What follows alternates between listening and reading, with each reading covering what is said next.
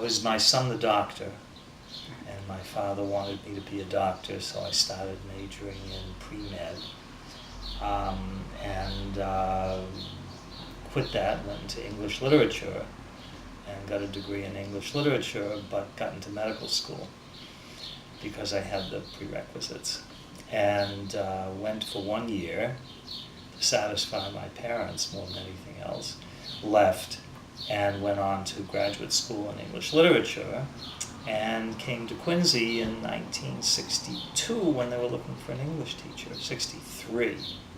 Quincy, what was then Quincy Junior College, enjoyed it very much,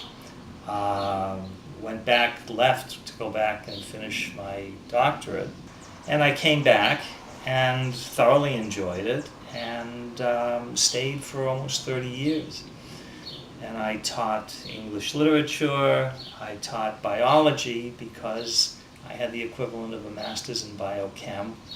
Then in 1980 I started the computer science department at the college, and then I started teaching photography also. So I had a good time, good ride. My kids were both at Quincy High, so it was very close for me to take them back and to be there at school with them. I always wanted to live within bicycling distance of my work, and that included going to different places in Quincy for work, or to Boston. I'd bike to the T.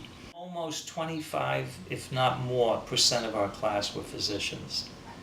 We had senators. People were doing all kinds of things, heads of hospitals, companies, captains of industry, diplomats. But what made me feel more comfortable all the time was people would actually say to me sometimes that what I was doing, teaching in a community college in Quincy, in a town like Quincy, they felt was as important as anything other people were doing, and there was never a hierarchy of ego involved. And what people would be concerned with was much more what their lives were like. And I don't recall anybody ever talking about their advancements, or that they had just gotten tenure at Harvard, or that they were just made partners in a law firm. That was never a part of this. At the beginning, they talked about what they wanted with their lives, what was important to their lives. Families were more and more important than the advancement, or I don't remember anybody ever saying how much money they were making. The Secretary of the Treasury was in our class.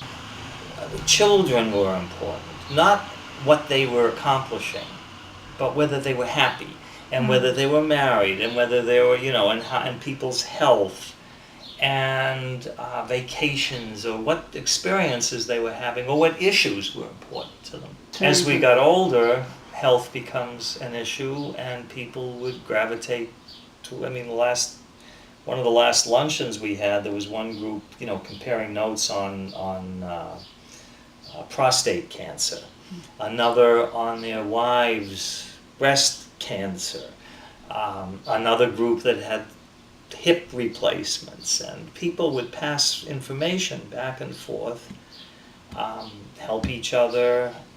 When my wife was dying, when Judy was terminally ill, it was a wonderful support group. It was an actual support group, good advice. I remember one of them told me that I should get into a grief group, even if I don't think I need it. And I ended up in the South Shore at one of the hospitals. I found it at first uncomfortable, and I was going to leave.